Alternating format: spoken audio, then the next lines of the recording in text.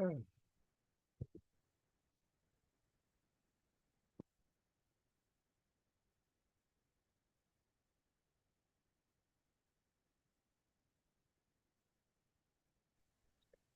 are live. Okie dokie. Welcome all. It's a little after 5, 18 June. Welcome to Distant Dat. I think we'll be able to finish the volume 3 of Karl Marx's Capital summary by Simon Clarke. In many ways, you might not even be impelled to try and read the whole damn thing yourself, but knowing, of course, that there are other summaries available, other complete lectures, not that many actually on volume 3. People tend to kind of give up by the time volume 2 is over, like David Harvey does. So your mileage may vary. And there are groups of chapters that tend to mathematical stuff that not very complicated, actually. They're kind of tedious, but we're warned by Simon Clarke, among others, that it's put together by Engels largely and has issues. The better version of it for some people could be the Moseley version, although you'll find probably a fight, and I don't think, well, they have met, I think. Moseley and Heinrich, probably have a big fight going on, and it depends on translation issues, of course. Moseley's not a native speaker of German, as I understand it. So it's sort of between the translator who worked with Moseley and Heinrich, who as a native German speaker probably has a better handle on the reading of it. Not unlike the Japanese, who took the time to learn the German, and people like Saito, etc. So we're at that funny place in the 21st century. We're trying to sort of work through some of these things, and I suppose you can do it to say, well, I've read all 3 volumes, but reading all 3 volumes may not get you that much cred. Particularly when there's still theories of surplus value and a bunch of other things that you probably should work out before saying that you've read all 3 volumes, because there's a Grundrisse and the economic philosophical manuscripts of 1844, and then blah blah blah. But you can see that it was important to people. Engels, does a complete outline of Capital that is sort of interesting, but not, in some ways, not useful. And no one ever mentions it. I mean, it is in the online archives, and it's readable, worth reading. But whether it does anything is a whole different question. No one ever cites it anywhere. So, volume 3, Simon Clarke, providing us with a summary of volume 3, and we got through sort of the first half, as it were. We're up to chapter 13. And of course, there's a sentence in here that's kind of important. The argument is therefore not always clear. It's incomplete and sometimes rather rambling. There is some redundancy, not unlike me. Don't be intimidated by this. I think, as you know, when you look at many of the other manuscript collections, like the economic and philosophical manuscripts, etc., or the Grundrisse, sometimes there's stuff missing, or, a thought that wasn't complete. So we're going to go through this today. And I think you'll see that there are certain ideas here, and they're good ideas. They're ones that for some people, don't get completed for a century. So, don't get too crazy about this. We're not reading the Bible here, or even if you were reading the Bible, we'd still have other issues. Although probably what is needed for Marx, which hasn't been done, and I think, if I had an army of graduate students, and I don't, and I never did. Well, I had 6 teaching assistants at one time, but that was early on when I was young and foolish. By the end, it was just one teaching assistant, and that was it. So anyway, we now move on from the transformation of values into prices and the equalization of the rate of profit to the law of the tendency of the rate of profit to fall. And this is a key element. This is the tendency for the rate of profit to fall is the thing that a lot of people hang their hat on, that, well, inevitably capitalism is going to fail. Well, as we've seen, capitalism has not yet failed. And despite many people's attempts to intentionally or unintentionally kill it off, it's still here and it gets fixed. So, as in the previous chapters, it's important to remember that these chapters were put together by Engels from notes after Marx's death. And if you've seen the original pages, Marx has a pretty unfortunate scrawl, whether it's in English or in German. The basic point is very simple. With a given rate of surplus value, the rate of profit falls as the organic composition of capital rises. Remember, we had the organic composition of capital introduced a while ago. And as much as it sounds, somewhat more interesting as calling it organic as opposed to inorganic or something else, it's more complicated and difficult to interpret. As you'll see, if you start reading a lot more, you have a century of people giving it, a certain position, and then trying to figure out what's going on after that. Is there only one variable? Is it a singular system? Does it have other implications about accumulation? How technical is it? How technological is it? And they're not the same question. So these are many different things going on at the same time. And of course, it's the given rate of surplus value.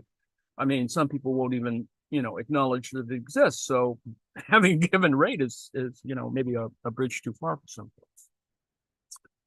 Marx asserts that a rising composition of capital is a corollary of the specific methods of increasing the productivity of labor characteristic of a capitalist society.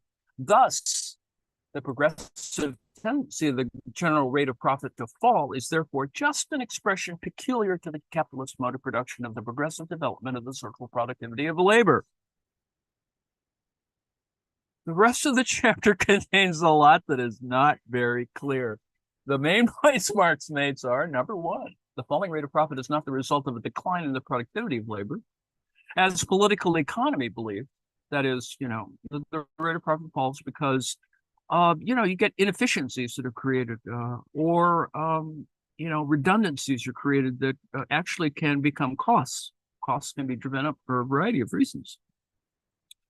But it is an expression of the way in which it is increased in a capitalist society. So we're talking, a larger structural question. So the structure agency question is always at work. Number two, the falling rate of profit is quite compatible with an increase in the amount of surplus value and so profit. Indeed, it is necessarily associated with such an increase. So there's some ratio relation here. Thus, the rate of profit falls because a large total of surplus value is spread over a still larger total capital because of the increasing organic composition. One of the assumptions of technical improvement, that is, the organic composition of capital sort of presumes, capitalism grows. But as it grows, it actually, at various moments, it becomes inefficient. It kind of stumbles over itself. It has uneven development, and it is always uneven. And that unevenness gets in the way. One unevenness, for example, is labor. Sometimes people manage to get over the border. Other times, people sort of fix some of the problems of people coming over the border, as Biden did today, in acknowledging that in order to do the damn paperwork. And people did this for decades, or several decades anyway. If you were married to someone who was a citizen, the undocumented spouse had to go back into the original country, even though you probably only got dragged here, when you were a kid, when you were very small. You had to go back and touch base again, even though, you'd never actually lived in your origin country. And so therefore, one little bureaucratic error has been not so much fixed, but at least made a little less stupid.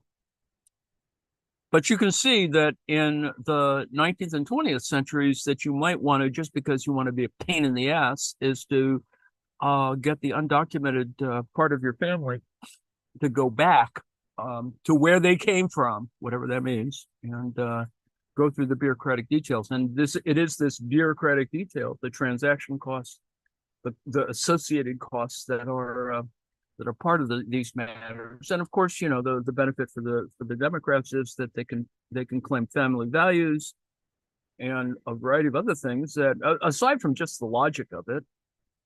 And so Biden made a big deal of it today, and I think a lot of people, a fair number of people, I think, are going to be affected better in that way, feel better about the government, or at least some part of the government, but of course acknowledging that dreamers have this, it's just a big problem. Second Trump takes over, dreamers are whatever. There'll be this, the roundups and deportations and whole planes and blah, blah, blah. Number 3, Marx also examines the way in which the falling rate of profit appears to individual capitalists through its effect on the price of commodities. And he examines the effect on population and the level of employment. He has a very peculiar discussion on page 214 where he claims that population will increase if there's a shortage of workers because wages rise so that people marry earlier and more children survive, and that it will also increase if there's a surplus of labor because nobody breeds like the poor. You can see that other things are at work here.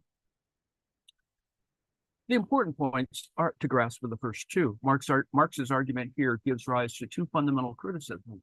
Although it's quite plausible that the technical composition of capital should rise steadily under capitalism, it's not so clear that the value composition will so rise. This is that unevenness thing I keep talking about. The value composition relates to the value laid out in means of production to the value laid out in labor power, MP, LP, and not the physical qualities. This is that difference again, right? That there's some physical things, and then there are things that are based on working or movement or action. If the productivity of labor in producing means of production increases, then the value of constant capital does not increase as rapidly as its quantity. More machines of new type might be cheaper than fewer machines of an old type. It's not always the case, as probably some of you recognize from various professions. Of course, the value of labor power is also declining as a means of consumption, as the means of consumption are also cheapened. But the point is that it is at least conceivable that if productivity increases in the production of means of production, run far ahead of productivity increases in the means of consumption, then the organic composition, the larger thing, may not rise at all. What Marx, in fact, does is separate the influence of technical change and the influence of productivity change on the value composition of capital. And a lot of ink has been spilled on this. And whole books on, whether, is it the technology or is it something else? Thus, in this chapter, he ignores the effect of productivity change, so using the concept of the organic composition of capital and not the value composition, and then brings in productivity change in the next chapter under the heading of the cheapening of elements of constant capital as one of the counteracting influences on the rate of profit, falling rate of profit. Now, the issue then is whether it's legitimate to do this and to treat the technical changes as more fundamental than the value change. So you see there's something going on here. The former, that is, the technical change, is being considered in reaction to the law as such, that is, the law of the tendency of the, rate of profit, blah, blah, blah, blah, blah. The latter regulated to counteracting tendencies. So you're looking at variables. Some are more intervening than others. Perhaps some have a greater effects than others. You just don't get too crazy about this. I think this is Simon Clarke talking. I think it's not legitimate for the capitalist is not concerned with the technical composition of capital, but with the value composition, i.e., is not concerned with increasing the productivity of labor so much, but with increasing the profitability of capital. And I think that's always the argument that's going on here, and most interpreters tend in that way. It is not so much that they're more focused on productivity necessarily. I mean, I'm sure middle managers are, et cetera, but the capitalist is more concerned about profitability in the big picture. I think that Marx makes a separation because of the attempt to get a neat separation between the forces and relations of production.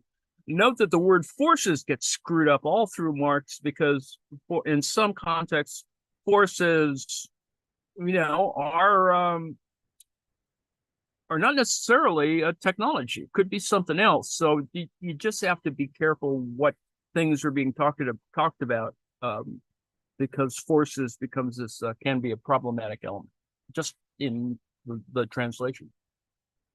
While it may be number two, while it may be considered that the organic composition of capital will tend to rise and the value composition may equally tend to rise, not necessarily at the same rate, it is also argued that the rate of exploitation will tend to rise as part of the same process of increasing productivity of labor. And it is argued that there is no a priori, that is, pre-existing reason why the effect on the organic composition should outweigh the effect on the rate of exploitation. Remember that increasing productivity implies a rising organic composition and a rising rate of exploitation. So all these things are connected.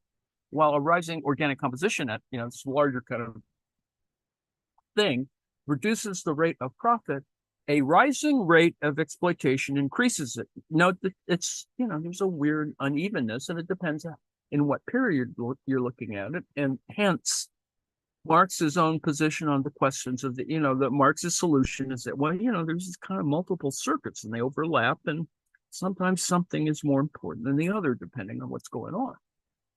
Marx discusses the effect of a rising rate of exploitation in the next chapter on counteracting influences, but here, in this chapter, concentrates on increasing the length of the working day and the intensity of labor. Thus, it appears that Marx ignores the effect of the increase in relative surplus value consequent on rising productivity. And this is why he sees a tendency of the rate of profit to fall as being the fundamental tendency. So it's just a matter of emphasis.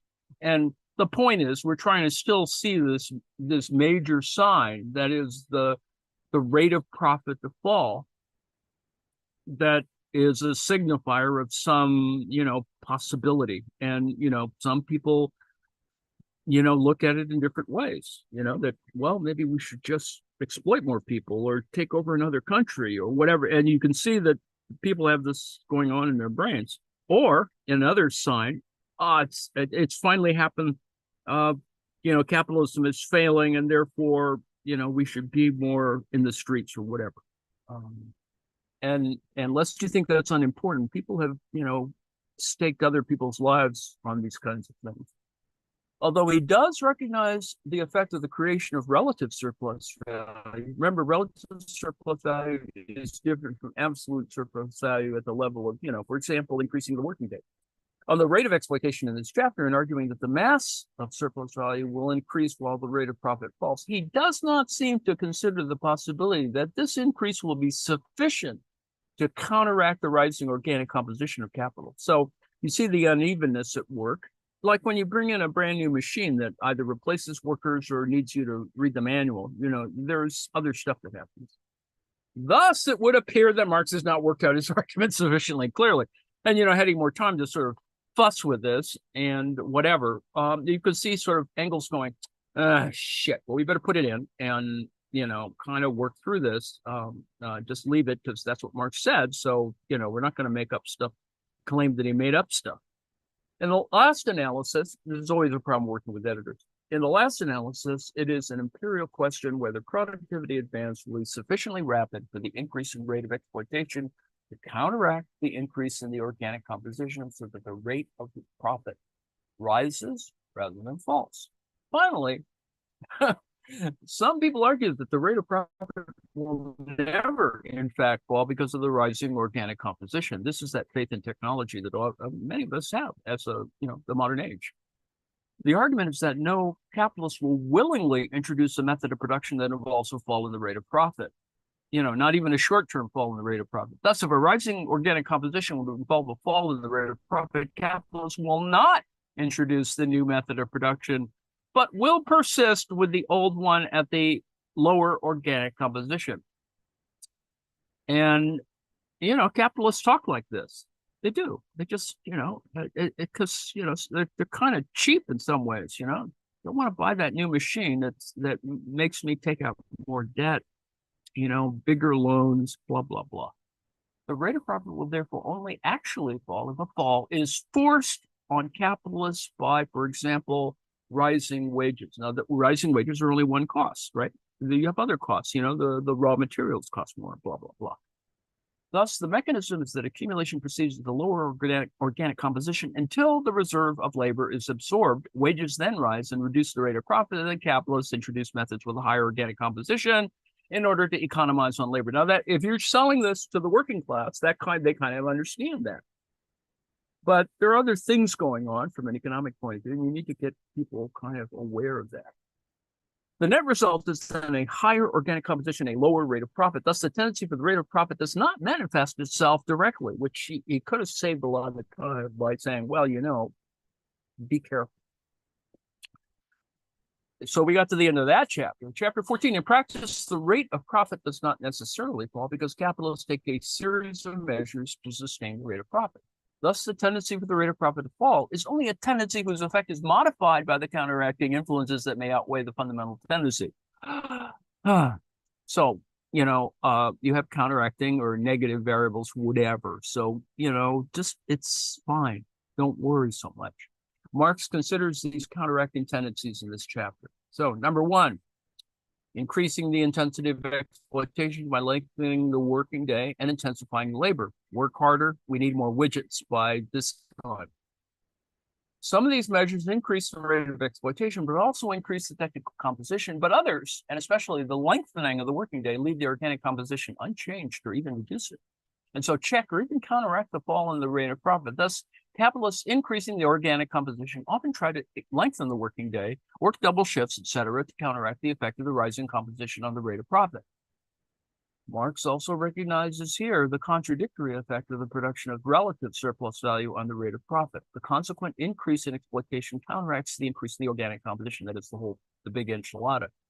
Now, in reference to point 2 above, the issue is why he didn't recognize this in the last chapter, and you just sort of get annoyed. Reducing wages below the value of labor power is one of the most important factors checking the tendency of the rate of profit fall. Number 3, cheapening the elements of constant capital, that is, machines and stuff. The point here is that the value composition of capital may not increase as much as the technical composition because the elements of constant capital, raw materials and machines, or machines and raw materials, become cheaper. Again, the point is, why does this not appear in the previous damn chapter? Probably if he edited it, there would be only one chapter. Relative overpopulation. Now, here we see this thing that he's concerned about, workers, about the labor supply. The relative surplus population created by accumulation provides a body of cheap workers who sustain branches of industry with a low organic composition and a high rate of exploitation, and so boosts the rate of profit. This gets worse when you think about subcontracting and a variety of smaller workshops relative to a larger factory. So you can have a larger factory that does a lot more assembly work, but you have an ensemble of smaller workshops surrounding in the neighborhood of your assembly factory that are producing, more higher quality components at different rates. So one example is the rifle production in England in the 19th century. Not all made in one factory. On the one hand, foreign trade increases the rate of profit by cheapening the elements of constant and variable capital. Trade just increases it, and some widgets come in faster than others, or raw materials arrive earlier or later. On the other hand, by doing so, increases the rate of accumulation, which supposedly in turn tends to reduce the rate of profit. We got to ship it sooner or later, or blah, blah, blah, blah. And that kind of affects, the accounts at the end of the month. If some industries, for example, railways, have a low rate of profit, they're just not profitable. It's all front-end infrastructure. You got to get people out there. You got to put the rails down, put the sleepers in, get all the other damn things, and you have fights with labor, trying to get labor, blah blah blah, and then you're in another town, and they get more screwed up. And as think of Blazing Saddles, dock that Chinaman another day's pay, as Blazing Saddles says. This increases the rate of profit for other capitals by providing cheaper inputs. Chapter 15. This chapter moves towards an account of the roles of crises in capitalism. The first 3 pages sum up and then digress. The main point Marx makes is that there are no limits to capitalist production of surplus value beyond the available population. This is Malthusian in that sense, and the rate of surplus value, But the capitalist then has to realize this surplus value, noting the rate, by selling his commodities. Thus, capital has to constantly seek to expand the market, its market. That's kind of fairly logical. You got to move more stuff. And sometimes, if you're at the manufacturing side, you're worried about, the wholesalers and retailers, and once you start delegating, it gets all screwed up. However, the more the market expands, the more capitalism develops, this higher the mass of surplus value produced, despite the lower rate of profit, the more intense is the contradiction between the conditions under which the surplus value is produced and those under which it is realized. Remember that Zizek is talking about antagonisms. This is the antagonisms of the contradictions. Stuff happens, frictions occur. Here, Marx appears to be offering an underconsumptionist version of the theory of crisis.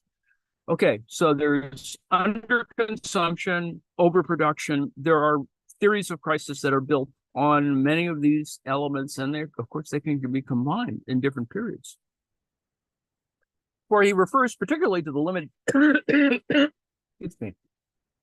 the limited consumer demand in a capitalist society where consumption of the bulk of society is driven to a minimum. Thus, he seems to argue that the barrier to accumulation is the limited demand. That means that the capitalist cannot sell all his products and so cannot realize the surplus value. Now, of course, people think of these things in periods. Well, maybe we can't do it now, but maybe in the next period we can. And see the earlier notes on volume 2, where Marx seems to reject underconsumptionism. Underconsumptionism cannot be a norm. It is rather that you're going to bet on overproduction because it just works better that way, particularly if you have a warehouse or something. Marx doesn't develop an underconsumptionist theory here, where he digresses again, and the rest of the chapter doesn't present the crisis in this light. Thus, an alternative interpretation of this passage is that a crisis appears as the inability of the capitalist to realize the surplus value, that it has its origins elsewhere in the conditions of production of surplus value. The second section stresses the contradictory character of the process. It's already discussed. The capitalist mode of production tends to develop the forces of production without limit. But this development comes into conflict with the need to produce and to realize surplus value. There's kind of circular redundancies here. The overaccumulation of capital leads to a fall in the rate of profit that is checked by the periodic depreciation of existing capital. In other words, you can depreciate it because, we'll make it up in a subsequent period. That itself upsets the circulation process, leading to a crisis and stoppage of production. The mechanism is discussed in the next section. Thus, the contradiction between the forces and relations of production, that is the physical forces, that is machines, raw material, and the relations of production, labor, gives us rise to a crisis that permits a renewed bout of accumulation by restoring the rate of profit, paving the way for yet another crisis. Thus, the real barrier of capitalist production is capital itself. It's not nature, as the classics had argued. So classical political economy will assume that, by just, normal stuff, by history, stuff happens. And no, you need to sort of think about that there are actually things going on here. And it's not just the physical stuff or just the labor, it's a combination of the two. The third section at last discusses the mechanisms of the crisis. The process of concentration of capital, declining rate of profit reinforce one another, which is sort of logical. The higher the development of the productivity of labor and the organic composition of capital, the greater the advantages of the large capital, that is large scale. Scale matters, yet again. Thus, a fall in the rate of profit hits the smaller capitals which are unable to survive. So this is that thing about squeezing smaller firms out of a market. So even in a merchandising context or a marketing context, it's a Walmart effect, right? Even at that level. And it's emphasized further by the fact that, of course, some companies in China, for example, see Walmart as, that's who we're producing before. We're not producing for anybody else. We're just producing for Walmart. Thus, a fall in the rate of profit produces both unemployed capital and unemployed labor. And you can see how that can be a crisis as well. This overproduction of capital, i.e., what can be employed, implies overproduction of commodities. The redundant capitals cannot sell their commodities to realize their profit, but is essentially, in the big picture, the overaccumulation of capital. So what he's trying to do is say that, all of these are sort of connected to our accumulation crisis. Marx studies this by looking at the case in which overproduction is not characteristic of one industry, but of the economy as a whole. So Marx is moving from the micro to the macro. This is the case when no more capital can be profitably employed, i.e., where an addition to capital will not produce any more surplus value, where an addition to capital will cause actually a sharp fall in the rate of profit. The clarity of this is always a problem, of course. This is the case when accumulation is checked by shortage of labor so that wages suddenly increase. In reality, the shortage of labor means that some capitals will simply lie idle and some accumulate at a reduced rate. That's really the more logical. But you don't get this, wages varying in these kinds of ways. So Marx is recognizing, unevenness in this. Thus, there is a fierce competitive struggle between capitals. However, this increasing competition is not the cause of the decline in profitability. Rather, a decline in profitability precipitates a fierce competitive struggle. If the rate of profit is to be restored, then some of the capital, must be removed. Now, in the more modern context, you sell off some stuff, or you create a smaller subcontracting division that you own. That's a vertical integration. This happens through the destruction of capital as factories close, the devaluation of credit, the losses made in the market, the depreciation of the elements of fixed capital as prices fall. All this leads to a commercial crisis. And this is where, volume 3 is important, the collapse of credit. On the other hand, the crisis creates unemployment and the conditions for a fall in wages, and so restoration of profitability, while the competitive struggle drives all capitalists to adopt the most advanced methods of production to economize on labor and to cut costs. It's not like you're going to reduce wages. It is that you're going to reduce your workforce. Thus, the crisis prepares the way for a resumption of accumulation. You're forward-looking and optimistic.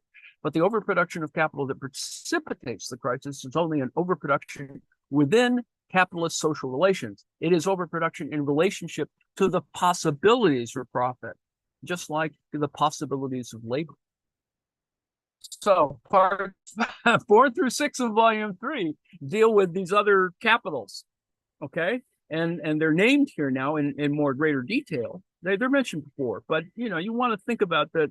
Marx was thinking about all this other stuff, and he wanted to get them done. And in the subsequent volumes, the 6-volume plan, there were going to be greater, sort of examination of these kinds of things. He never gets there. And so hence, you have a decade of arguing about what is finance capital and a whole bunch of other silly things. And it's unfortunate, but, it just does happen. Well, revolution comes first. Why should we worry about accountants and bookkeepers and secretaries and blah, blah, blah? Deal with merchants' capital, interest-bearing capital, and landed capital. So these things come to the fore, and I think you can see that at work in occasional, parts of the Downton, as I use Downton Abbey as a consistent example.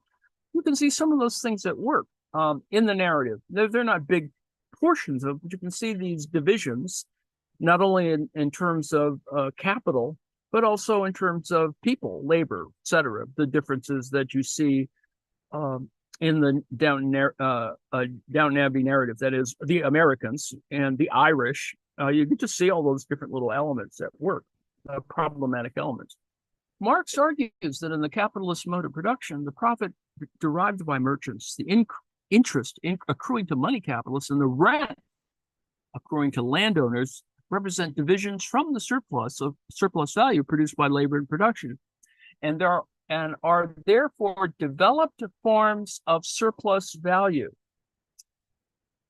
So, that's actually important. And so the prior argument about labor and the exploitation of labor power as being a basis for surplus value now becomes, expanded, and hence this is the argument about exchange, right?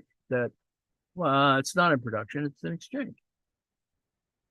For our purposes, the one significant point made is in the discussion of interest-bearing capital. The daily thing when we talk about interest rates, right? Marx argues that when interest-bearing capital is separated from productive capital, division is introduced between the share of surplus value accruing to money capital interest and the profits that remain to productive capital after the payment of interest that appear as the quote-unquote profits of enterprise. Thus, it comes to appear that capital generates interest, so that profit is completely divorced from production, while the profits of enterprise appear as the reward for management, thus as a form of wage. So you can see how mystification can become possible. So, and with chapter 48 through, we're almost done. There's 48 through, 52. Note that we started with chapter 13 and 14, and so we've just plowed through here hundreds of pages. This chapter considers the form in which class relations appear on the surface in a capitalist society, which is the form in which they're conceptualized by vulgar economy. Class relations appear in the form of the Trinity formula, in which profit, or more specifically interest, appears as the reward of capital, wages as the share of labor, rent as the share of land. So you still have land, labor, and capital, the Trinity.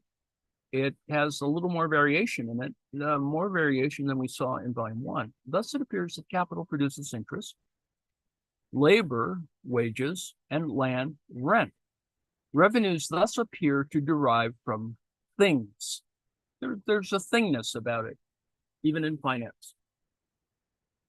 Capital profit of enterprise plus interest, land, ground rent, labor, and wages, the Trinity formula. And I put a little thing here from Marx that defines, that is from the book itself, the 1894 version, chapter 3, volume 3, chapter 48. So this is kind of what it actually looks at in Marx's words. However, Marx argues capital is not a thing, but a social relation. Well, let's just say that it is things in social relations. Let's put it that way. Because people, in fact, can be considered like capital, right? Remember that. Means of production are not themselves capital, but only become capital when monopolized by a particular social class. Land, on the other hand, is a thing, but cannot produce surplus value. Labor, looked at in isolation of the social relations within which it is performed, that's that agency question, simply just does not exist. Thus, wage labor and landed property cannot be seen as things either, but must be seen as historically determined social forms. Well, sort of still things in that way, both corresponding to capital and being part of capitalist society. Lastly, things cannot produce value in any case. I mean, in and of itself, it needs interaction. It needs agency or praxis or some other thing that makes it worth something. Land contributes to the creation of use value, certainly. You could dig out there in the garden, but not to the creation of value, which is created by labor. That is, people actually digging. Vulgar economy that simply systematizes the conceptions of the agents of bourgeois production that emerge from the appearances of economic relations takes up the Trinity formula as its basis to show that the revenues of the different classes of a society have a natural, so eternal origin in the means of production. It's only rich people who own land, or owning land might make you enter that class, maybe not. That's the illusion of ownership or property. Land and labor.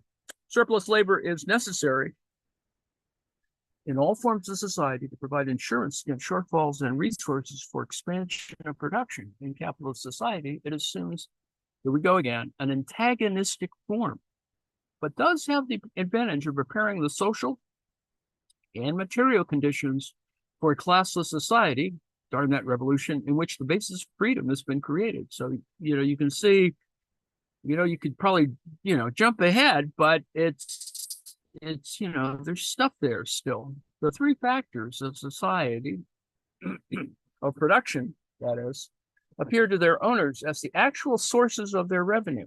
And although they're in fact simply parts of the total value that accrue because of the insertion of these factors in particular social relations. Because the factors are independent of each other, it appears that it is land, labor, and capital that each actually produce their revenues. Thus, the total product is the sum of the contributions of land, labor, and capital, and each of the three revenues appear to have independent sources. Thus, the world of commodity fetishism develops still further. And, we try not to make stuff up, right? Let's see, there's the movie Working Girl, right? So if you dress better and get a better haircut, whatever, you can trick the bourgeoisie into doing stuff. And you have a bunch of different narratives that sort of correspond to, improvements in general in the real world and capital. And so you have sort of this thing where, and it goes back to Mr. Darcy and blah, blah, blah. So these class relations are always there in various narratives. Chapter 49, profit and rent correspond to the total surplus value, wages to the variable capital. Thus, the total annual value created by labor equals the total of profit, wages, and rent. The value of constant capital is not recreated, since it is simply transferred unchanged, but it is part of the total annual product. Thus, the total product appears to exceed the total revenue by C. Thus, there appears to be overproduction, making too many commodities. Correspondingly, the total new labor added seems to be consumed by the sum of revenue. So where's the labor that can produce new means of production? These dilemmas arise for those who consider that land, labor, and capital are independent sources of revenue rather than seeing them interdependent. For in seeing wages, rent, and profit as exhausting the product, there is no room for constant capital. Marx resolves this by recapitulating his reproduction schemes, which shows that the total product does not simply resolve itself into these three revenues, land, labor, etc., but also includes a value component corresponding to the constant capital used up. For the rest of the chapter, skip if you like. Marx ridicules the classical notion shared by Smith and Ricardo. It's what makes this a critique, that the value of a commodity resolves itself into the three component parts of profits, wages, and rent.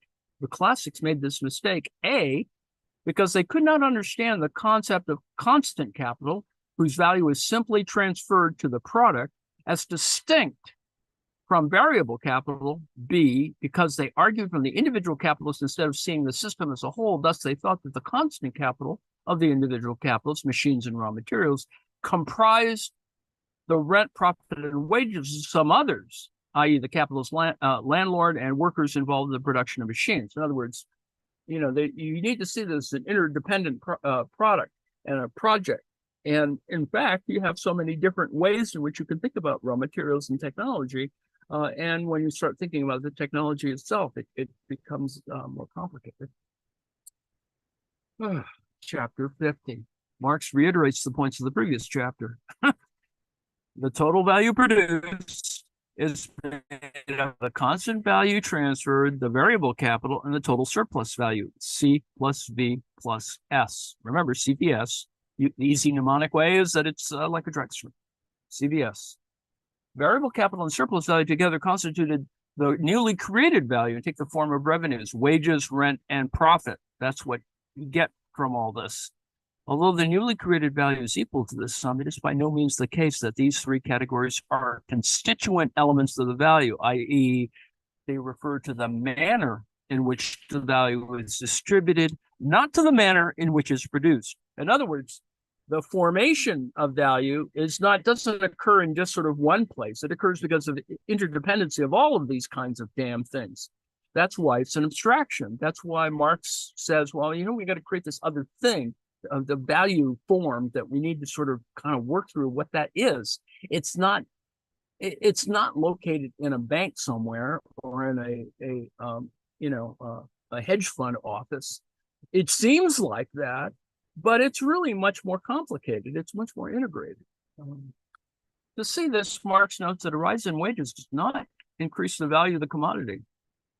People are getting paid more to make the stuff doesn't change, but rather represents an erosion of surplus value. In other words, We're not getting a bigger share of this. He then argues that the total value, in conjunction with the irreducible minimum value of labor power, therefore sets limits to profit and to rent. It's just the case that people don't like giving up profit and certainly don't lower the rent relative to, a lag in the, market, et cetera. Limits which are not transgressed by the existence of monopolies, by the transformation of values into the price of production, or by the existence of any barriers to capital's mobility. So you could propose that some things change. Certain things, capital doesn't move around quite, and you could make the argument that David Harvey does, so sometimes it depends on where this stuff is. Hence, Marx repeats, profits, rents, and wages are not three independent magnitudes whose value is independently determined, corresponding to three supposedly independent factors of production. That's how micro teaches it, microeconomics teaches it in the neoclassical sense, land, labor, and means of production. So the value of the commodity is not to be determined by its cost as the sum of wages, profit, and rent. Rather, the value is the prior category, and rent, profit, and wages are portions of the value newly added. So there is this motion between value added and value distributed or exchanged. This adding up theory of price involves ignoring constant capital altogether, resolving it into rent, wages, and profit in turn. That can seem complicated for some people. Abolishing the concept of value and retaining only the concept of price. Now, that's easier for some people, but this presupposes the concept of money, which can only be understood as the form of value. Otherwise, the argument is purely circular. Prices are explained in terms of other prices in an endless succession. The illusion that the newly added value splits into three independent revenues is an illusion that arises through competition. It is the form in which the value of labor power and surplus value appear. This happens because of the relation of revenues to ownership of the factors of production that give rise to the illusion that it is these factors of production that create the revenues. It's more than that. It's the exchange, it's the market, it's a bunch of other stuff. Since the factors of production are dissimilar, you could call them the factors of exchange in that particular sense, or distribution, are dissimilar. The revenues appear to have independent sources. This illusion is fostered all the more because on the surface, it appears that the revenues are each determined by different laws and are not component parts of a given value. For example, because of the transformation of values into prices of production, so the profit earned does not simply depend on the surplus value produced, because of the various factors discussed in part 1 of volume 3 that affect the rate of profits independently of the rate of exploitation. So the point it was making at the front end of this section is this idea that, that there is a kind of interdependency, even though, the some things are just more important, the, profit rates or profit itself, to certain people. And of course, we have narratives built on the ignorance of this matter. Gatsby, perhaps. There are other, narratives that can be seen that sort of exemplify these relations. Sinclair Lewis, I suppose, etc. Prices do, in fact, vary with the fluctuation of wages. The prices of commodities produced by capitals of below average organic composition rise with the rise in wages and fall with the decline. Doesn't happen all at once. A local wage increase will lead to a price rise. Thus, prices do appear to rise and fall with wages. Not at the same rate. That's the problem. Just as wages appear to rise and fall in response to changing prices. We can see that, in an inflationary period, wages will not necessarily correspond, although new jobs can. That's kind of the current state, is that we have, some price inflation at various, and people are gouging. I will due respect. It is happening for a variety of reasons. Number 3, even if we ignore price fluctuations, the illusion persists. This is a value form problem because the components of value appear to be preconditions of value rather than the other way around. To the capitalist, the cost price, the cost of wages and constant capital is given first. It just seems natural, it's throughput before the commodity and its value have been produced. So there's a sort of expectation, remember? The need to earn a given rate of profit is also given to the capitalist, as is the need to pay rent and interest, right? This is all stuff he or she worries about. And their banks and their, whatever. Finally, as a capitalist, even the cost of constant capital appears ultimately for someone else to result into wages, profit, and rent. So there is this sense of divisions going on, this antagonism. Number 4, the regulation of prices ultimately by movements of value is not something that takes place directly.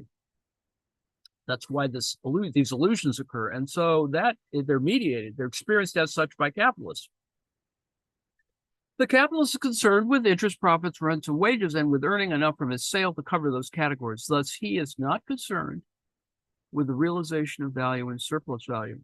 With respect, academics have this problem. This is the professional managerial class. We sort of aren't that aware of all these matters and may not even care by them. Or at various moments we pretend we do, but, drive pickup trucks, etc. But, whatever. For him, the fluctuations of price are fluctuations around the price of production, i.e., he experiences the cost price plus rent and average profit to be the regulative price. He makes more or less profit depending on the extent to which he can reduce wages, rent of interest, or the extent to which he can get a price more than sufficient to cover his anticipated costs and earn average profit. Number 5. We're almost to the end. The idea that value is made up by adding wages, profit, and rent together becomes so firmly established that the concepts are even applied when they're wholly inappropriate. For example, when you look at the small unemployed farmer, you cram all that together, and then you begin to see, well, and this is the, Grapes of Wrath, blah, blah, blah, country. There are a variety of films that discuss this. This subsumption of non-capitalist forms of production under capital's forms of revenue further strengthens the idea that capitalist relations are natural. So bank failures and the connected failures of savings and loans relative to farm failures, small farm failures, family farm failures is still there. And note that there's mystification of that in terms of price supports and blah, blah, blah, blah.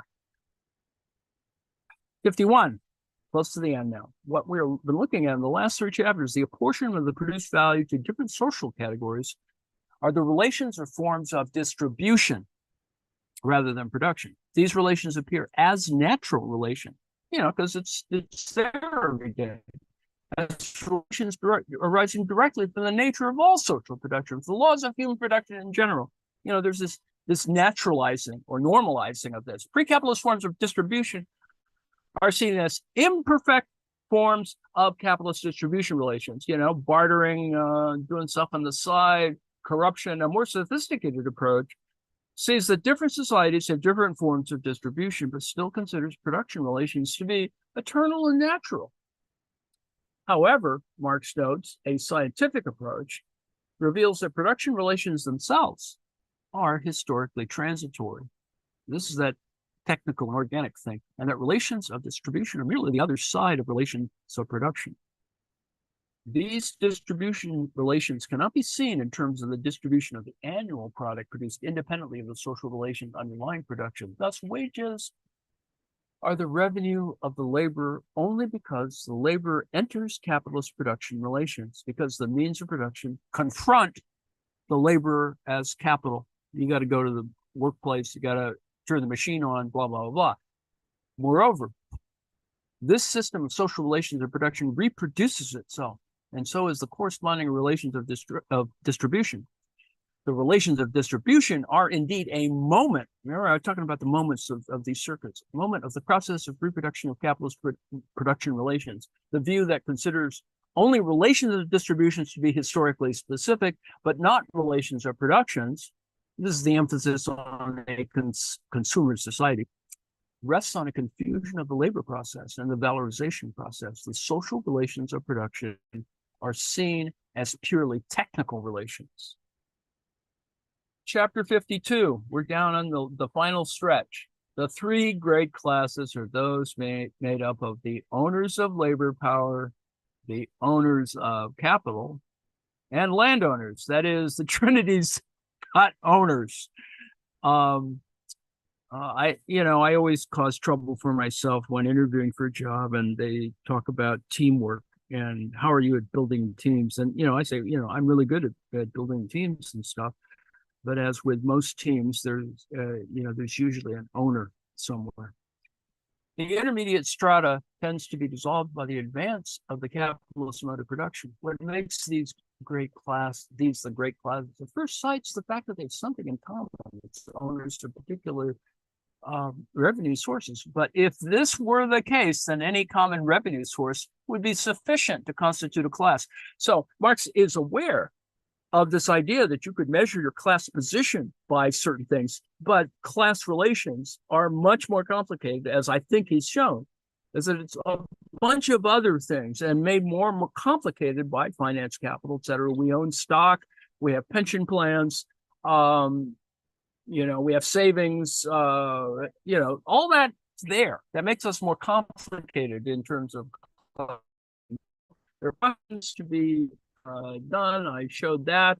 I showed the graphical relations to show that it's not that horribly complicated, that all of these mathematical relations can be seen ideographically, that is, to seen in a diagram. And you could actually take Marx's name out of this and still make it intelligible to most people. People would go, well, why are you assuming this certain relation? And you go, well, because somebody owns all this shit.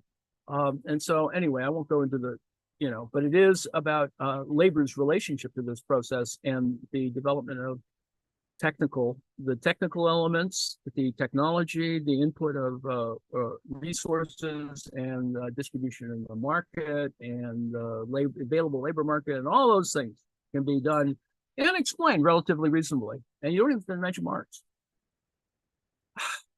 And therefore, you can do all this in an algebraic way, which I leave it to you if you're at all interested. The equations work out. I fixed the garbled section in yesterday's thing on rate of profit. S over C plus V equals SV times V over C plus V equals S over V times 1 over CV. C over V plus 1. It's just simple algebra and it works out. Don't make yourself crazy. I included and cut out another thing. I included a 1 hour, that's a little too complicated probably for most people, but there is a way in which you can put all these things together. And as I said, my little hero of the current age, only because we need. He has there are other people who do this. Paul is just the dean of these sorts of activities. He holds a position, University of Edinburgh or Glasgow, one of the two. Glasgow, I think, in computer science. But most of what he talks is essentially political economy. So you have the interesting integration of all those algorithmic elements. I included the links. We're going to eventually get to lecture 5 by Higginbottom, but until then, we'll probably review 1, 2, 3, and 4 because they're different than what we've just looked at. What we've looked at is closer to the ground level of a more simple version of this. But once we get back into Higginbottom's model, which he's gotten from a variety of other folks, Chris Arthur and a bunch of other Martini and Marini, whatever his name is, and a bunch of other folks. So, we all don't, it's not about branding, but it is about thinking about how these things are interrelated. And Higginbottom is good because he integrates volumes 1, 2, and 3, shows how they kind of, work together. They're even as complicated as I've just shown, that, you have to skip some things or you have to ignore some things simply because there's editing problems, if nothing else. Eventually we'll get there, right? You'll get a sense of the difference between fixed and circulating capital and the difference between, constant and variable capital. Not necessarily the same, but close, as I've tried to show a little table. And that, it's worth reading. And then we may review perhaps volume 2 in that particular context. I included, as I said yesterday, a piece from 1989 by Slavoj Žižek's writings, and I think it's still a good piece of work from 1989. That is to talk about ideology's relationship to all of this. Note that Marx doesn't talk about ideology much or at all, but yet he's talking about ideology when he starts talking about illusions and veils and things, appearances. All of those things are ideological relations, and we see them adopted by classes and bodies of folks and acted on certainly. And it is what we do today. We all act on certain ideological predispositions that are problematic. We profile people on the basis of ideology often, right? People are not well dressed, or they have certain ways of putting themselves together, et cetera, et cetera. And so all of these things are at work. It's very, very sad in one sense.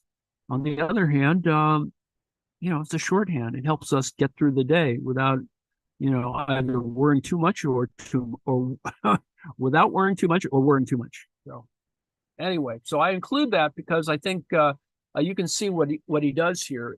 Essentially, he, in a very shorthanded way, says, well, all these things are still relevant, and that the key elements that Marx adds to Hegel, makes material, all of those things are still operative today. We still have sublation, a bunch of other things, and that they exist largely in language-like ways. And they are philosophic, and he bombs through it fairly quickly. And I don't want to, you don't need to burden yourself with knowing that, but I want you to appreciate the fact that despite the fact that philosophers do all these sorts of things, for example, Kohei Saito is a philosopher, as a Marxist. He's not an economist. So a lot of what he's doing is working through kind of the textual, the humanist problems. So all of these things are not, you don't divide up the division of labor and presume that, that there are Japanese economists doing all these things. Rather, all of the interesting stuff is still being done by Japanese philosophers and not economists. So that's my little last end. I've reached the end of my yakking for, yes, I can yak and still continue to yak for X number of hours, but I won't. I'd love for you to have questions. Do you have questions? You can talk now. Thank you.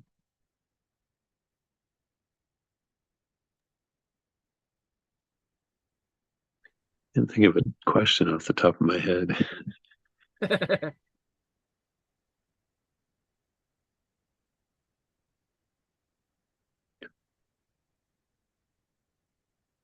Yes, working through the text together is better. I want to respond to Kelly's comment.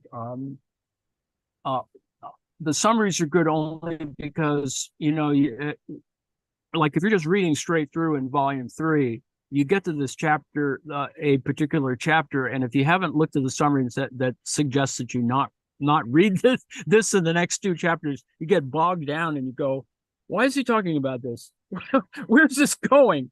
And then you can get very depressed by looking at Marx and what did he mean by this? And he didn't mean anything by it because it was in a manuscript, and they just included it, and you go, they shouldn't have bothered. Or he repeats what he said in the prior chapter, and this is where you just got that's where a summary helps.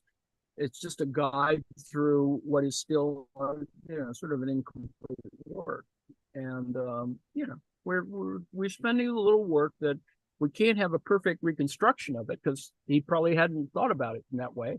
And we just move on. We just say, well, this is still a good idea. We can see some of these things at work in our daily practice. We can see this worked out in the organization of even our own radical groups. And we need to sort of work through them, not get too nuts about these sort of elements and be self-critical in those kinds of ways. That is, understanding that, we need to be more equitable. We need to divide up work. We need to give a sense of equity about what we do, equanimity as well, and move forward.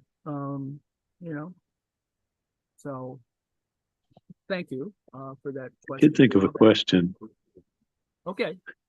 So the basic idea is for a given rate of surplus value, the rate of profit falls as the organic composition of capital rises. That's like that first statement. Imagine there's like a shorthand notation, like a representation of that. Yes, it has indexicality. It's just that it's not. I mean, it's done theoretically. You can do this, and that's what the what's it called, the TSSI and the whatever. yes, it can be identified. It can be done empirically. There's just not enough applied work out there that says, and this is my going back to the question of why is it that we don't have federal agencies that measure some of this? And it just, it's not in their best interest to do that, because somebody might say, oh, well, if I add this and then subtract that, I'm being exploited at this rate. Yeah. Yeah, well, that was kind of where I was headed. I was like thinking, oh, well, then with that shorthand, you could kind of figure out, oh, how does this work in a real situation? I mean, it would help Well, to see that. some labor unions actually try and do this. They don't talk about it as such, but economists who work for the bigger labor unions actually try to work some of this out. How much are we getting in this contract or not?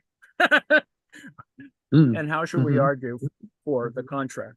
I mean, you have to make that calculation. Right, yeah. There's more info is better there. Exactly. I mean, it's the reason to have trade unions, that there are things that the capitalists will not do. Why should they tell you asymmetric information wise, how they're screwing you? It's the same thing. It's an asymmetric information. Well, go ahead. You kind of, I think, alluded to that a little bit earlier, where they may not even be kind of aware of what's going on. They may see it from like this different kind of viewpoint or something. Marx is saying, yes, that their concerns are, we're just worried about capital. We don't give a shit about the labor.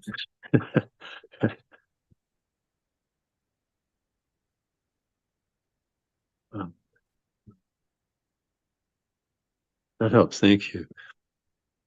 I hope this is helpful at some level.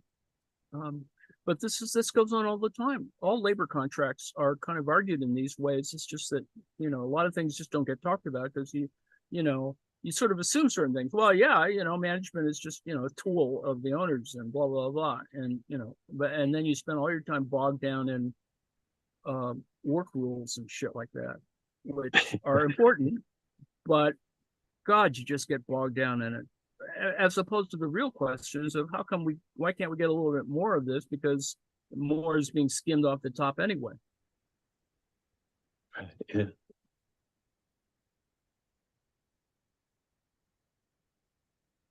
And from a liberal point of view, we should have, there should be more ownership of stocks or whatever. But you just got to go a little further than that and go to, well, collective ownership might be actually a good thing, and we could still retain our market position.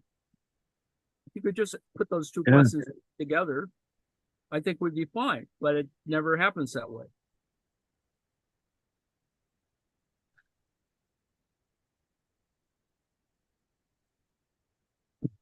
Rather, they will say, well, we work as a kind of family. You should just sort of, get used to what your role is and blah, blah, blah. Christ. There are families and there are families, right? Dysfunctional families in the workplace. That's right. HR's the dysfunctional family.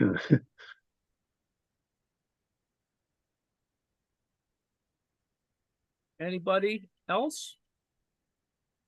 Brickbats, interventions?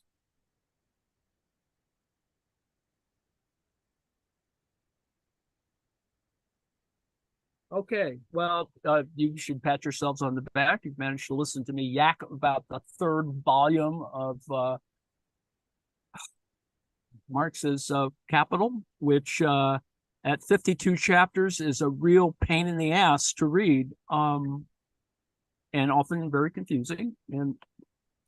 But there are key points, and I hope we've covered kind of the most of the 3 points, and really the key arguments that can and should be worked out in terms of reading the text more directly. But you have to sort of treat Capital, regardless of whether it's volumes 1, 2, or 3, or only just volume 1, as still sort of technical manuals relative to the larger issue of understanding political economy and its critique, which happens with other documents. Other documents are more important.